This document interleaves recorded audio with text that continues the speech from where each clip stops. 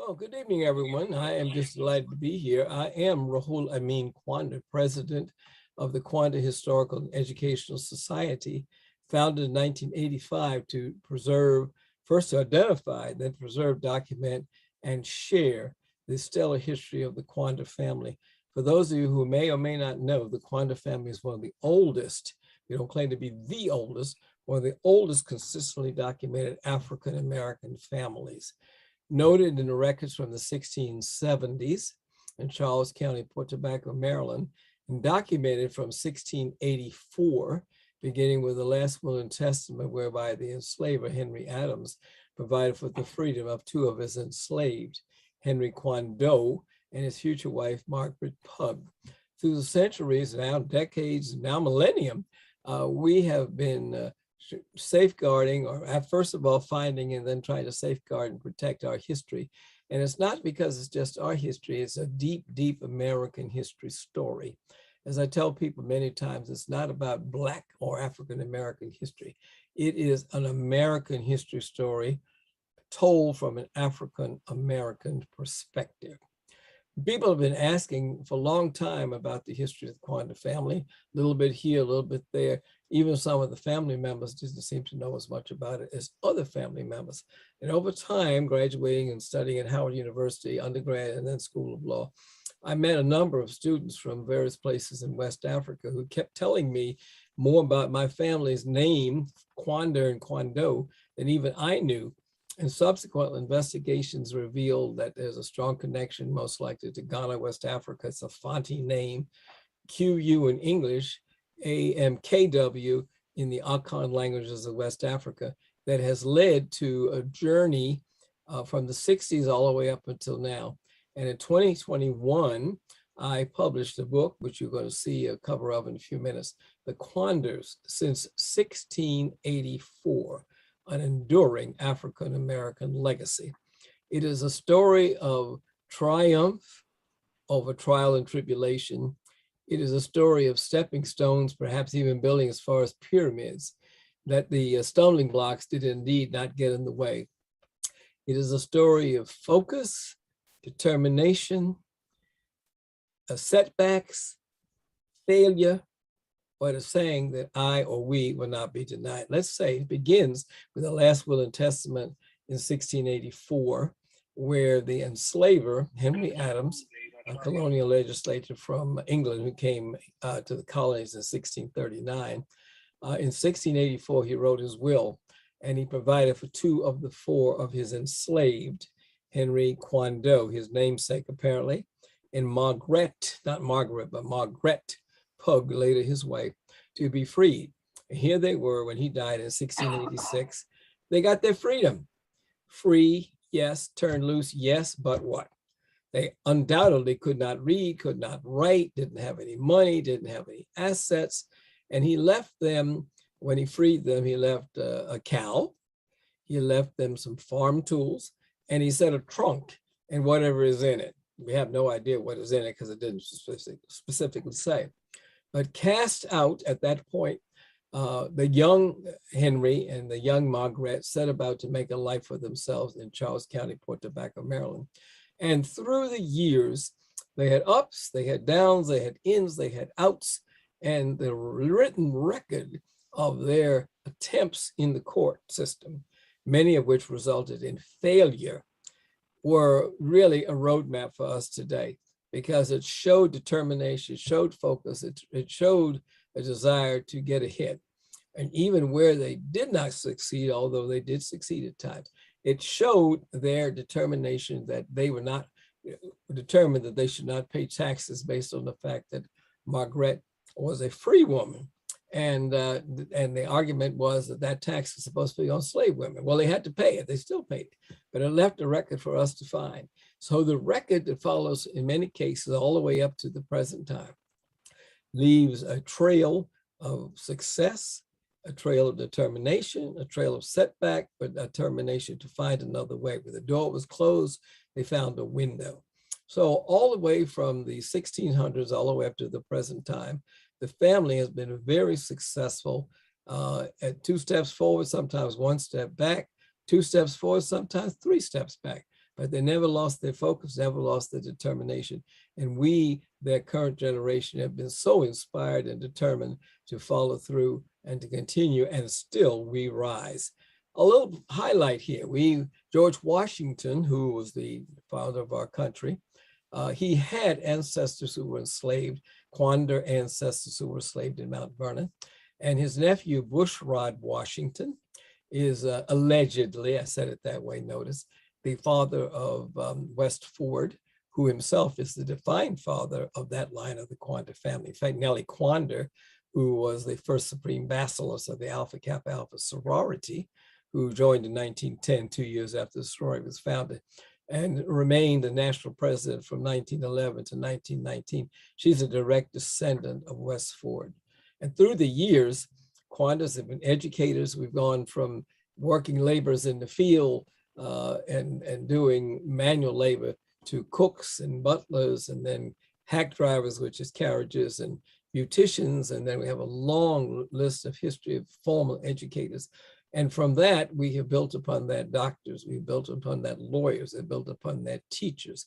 We've now built into politics and community service and engineers. And all of this has been based upon the determination, strength, and continuation of the family with a focus.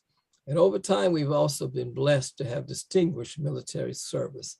John Pearson Quander, who's Nellie Quander's father, was a distinguished Civil War veteran. And when the Grand Army of the Republic came here in 1915 for the 50th anniversary of the war, he was selected to deliver a keynote address at the reunion representing the colored troops. And that was in 1915. The family, Nellie Quander and her sister Susie, they worked very closely with Carter G. Woodson, who was the founder, of course, of ASALH. And Susie Quander was the secretary of ASALH for 12 years, from 1926 to 1938. And Nellie Quander was part of a literary society that Dr. Woodson founded to work closely with him. And so we have a long history of that type of intellectual association as well. When I mention military service, I should mention that through the years, the family has served with great distinction in the World War I effort. In fact, the slide you see up in the right corner, that's Peter Mercer Quander, who was a World War I veteran.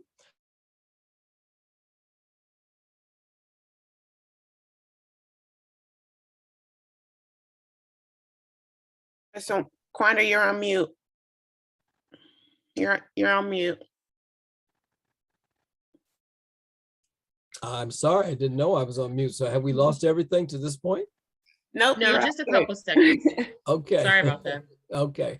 So Richard Ignatius Quander with the hat on the lower left, he was World War I and Spanish American War. And today the family is very, very blessed to have actually 4 United States generals. We're the only African American family, maybe even the only family that has had 4 generals.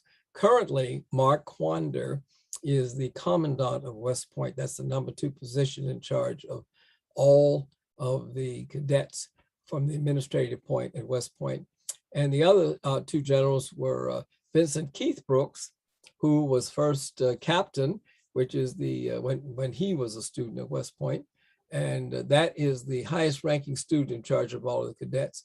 And his brother, Leo Brooks Jr., was the 2nd African-American commandant, and Mark Quander the 3rd.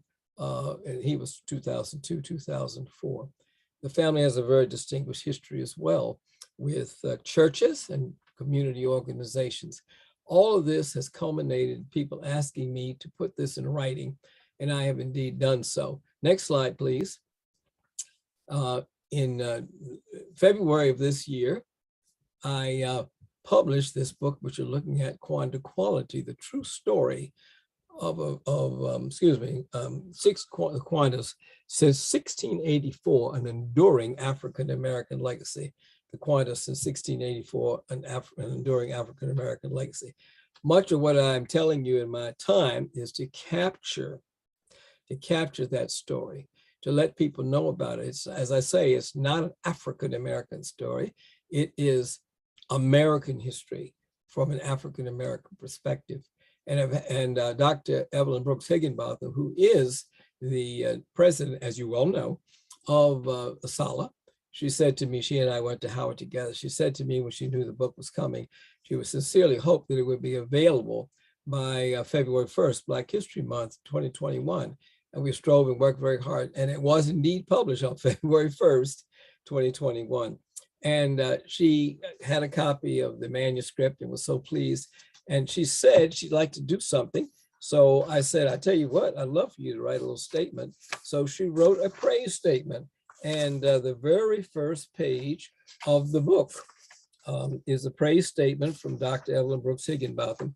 And she was quite taken back with the book itself. You can't see it from here, but that's it, her praise statement. And of course, you can obtain the book through me. You can look at the webpage, www.quanderquality.com. Use the www. Because if you just go to Quander Quality, there's a whole lot of information on the Quander family, but the www will take you right to the webpage.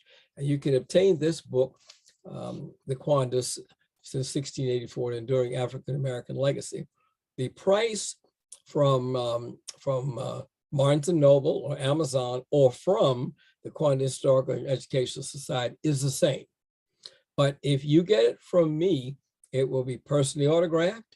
It will have the Quander family stamp, and it will also have an African-American history stamp. So you get all of that for the same price, and there's no extra charge for shipping and handling. So you see it right there. You can also find it info@quanderquality.com. You can reach me. So I know time is short, and I've gone rather quickly because I wanted you to have a sense of the fact that African-American history and culture is indeed the cornerstone of American history. And the Quander story, while not unique, is a very important part of it. We've been blessed to have been in the Smithsonian 3 times. Not there now, give somebody else a chance, that's fine. We've been in there 3 times. And the first exhibit was there for 17 years. Can you imagine that? From 1985 to 2002. After the Revolution, Everyday Life in America, 1780 to 1800. Now, the time is short. Perhaps there might be a couple of questions. If not, I continue on. Are there any questions?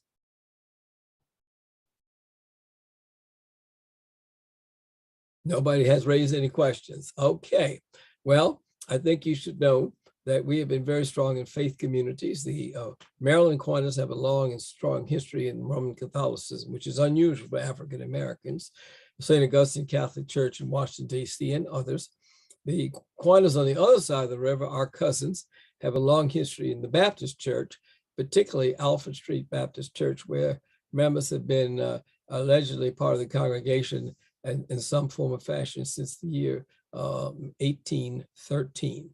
We have put so much emphasis upon strong faith and values, and Christian values. Everybody's not necessarily Christian. We have Muslims, we have Jews in the family, but the emphasis has been upon values and strength and focus. And that indeed has been a contributing factor of how we have gotten this far, how we have survived.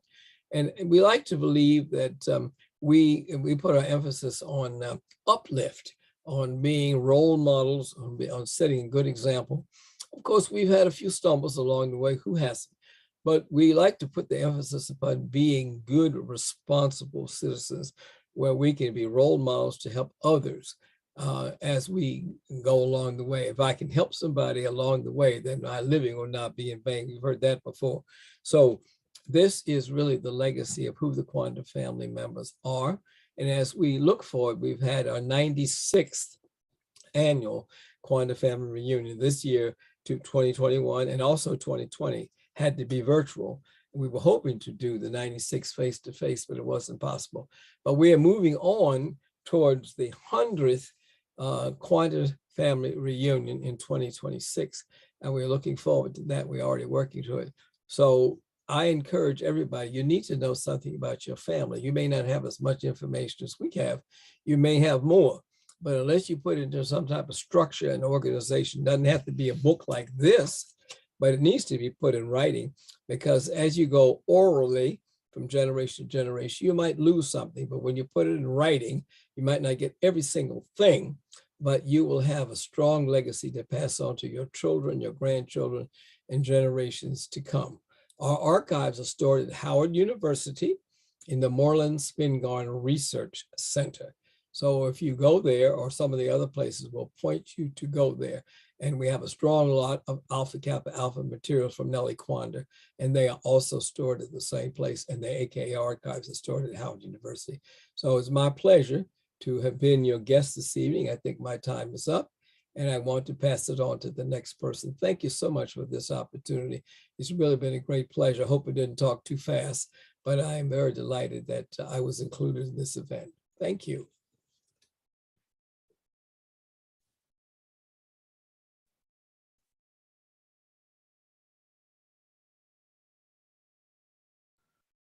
Judge Quander will leave it open for a few more minutes in case someone has a question. Thank you.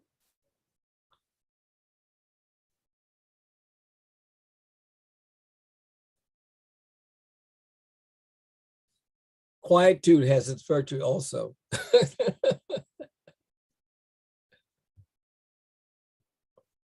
I would just like to say to you how grateful we are for you persevering to get this done, because your story, we've been watching you along the way, and you have done an exceptional job. Thank you so much. Well, thank you. It's my pleasure. And I always like to tell other people. I was in Connecticut last weekend for a book fest. And I spent a lot of time with the younger people, having them and encouraging them to talk to the older members of the family and record, not just write down, but go meet with them with a tape recorder or some device, so that when they sit down later in later years, they can look back and say, Aunt so-and-so or grandma or grandpa or somebody told me something. And this is what happened with us. Maryland Hall of Records in Annapolis and the Virginia, Fairfax County archives in the courtroom and District of Columbia, we were able to document and pull things together, which began to weave into what you now see today. And that picture, you see the book cover there, that's Charles Henry Quander on Quander Road in Fairfax County. There are now 4 Quander streets. The original one was in Washington, D.C., disappeared during World War II and expanded the Navy Yard. The City Council restored it in 2015 on the maps. And in May of this year, the street was cut through, but the street sign went up. You come out of the baseball stadium going towards the metro. If you're taking the metro station on the right, you'll walk right past Quander Street, where it was from named in the 1890s, probably then in the 1880s. But Quander Street is there, restored again. So that is a culmination, typical example of perseverance and focus and determination to the point where we have 4 Quander Streets, one in DC, one in Fairfax County, one in Prince William County, and one in Bowie, which is, that's Fairfax County. No, I'm sorry. That's Prince George's, the one in Prince William, the one in Fairfax County, and the one in DC. Yeah. Thank you.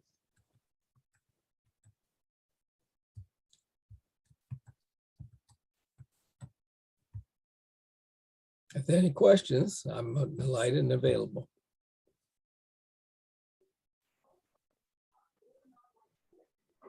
I don't have a question. Can you hear me?